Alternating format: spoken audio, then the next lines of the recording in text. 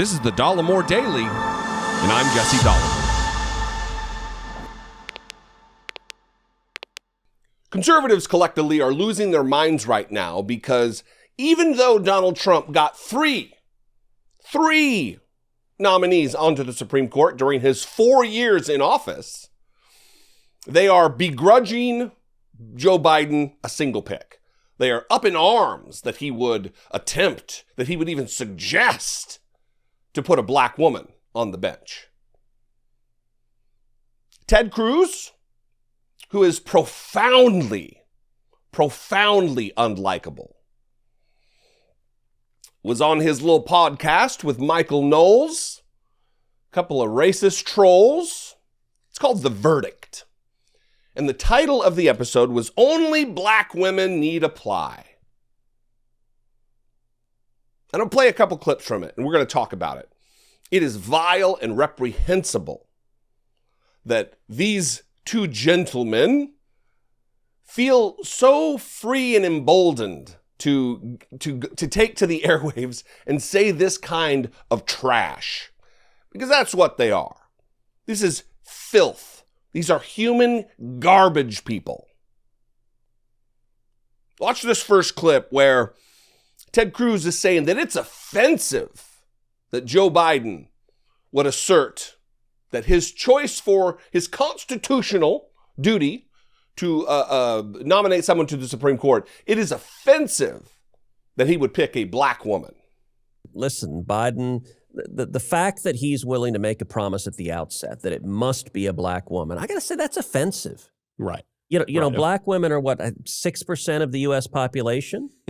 He's saying to 94% of Americans, I don't give a damn about you. You are ineligible. And he's also saying it's actually an insult to black women. If he came and said, I'm going to put the best jurist on the court, and he looked at a number of people and he ended up nominating a black woman, he could credibly say, okay, I'm nominating the person who's most qualified. He's not even pretending to say that. He's saying, if you're a white guy, tough luck. If you're a white woman, tough luck. You don't qualify. So to Ted Cruz, it is offensive that a black woman be put on the Supreme Court. He asserts that it's telling white people. See, this is grievance politics. That's what this is. They know what sells to their base, which is filled to the brim with disaffected white people who feel that their grip on power is slipping away. The Supreme Court is chock full of white people right now and has been going back for decades and decades and generation and generations. It is a white court and has been always. The fact that we can on a couple of hands pick the people of color and the women who have sat on the bench should be of concern.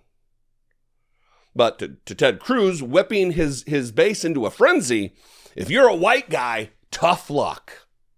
If you're a white woman, tough luck. You're ineligible, he says, speaking into the camera, looking to the audience like it's filled with people who are qualified to sit on the bench of the Supreme Court. Gross. This next clip maybe is worse than the first.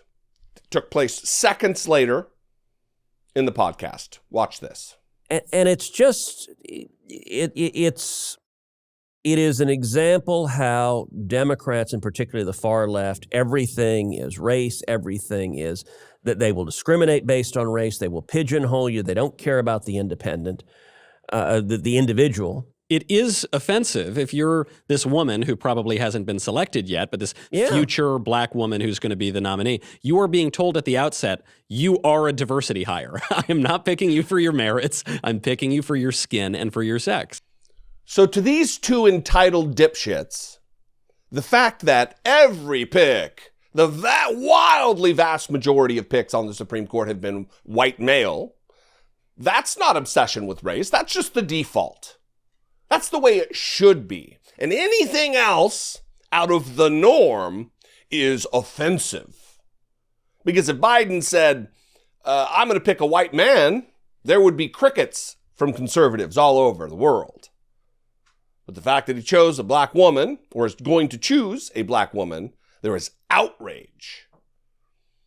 And then Lil Pencil Neck Michael Knowles is asserting that Joe Biden's just going to like walk up to a bus stop and pick some random black lady with no legal qualifications whatsoever. It is beyond his comprehension that a black woman could be qualified, could be highly qualified, could be the most qualified person for the bench. There are thousands and thousands of women who are black, who are qualified to sit on the Supreme Court. And if Biden picks one of the thousands, it is an outrage to conservatives. I'm not picking you for your merits.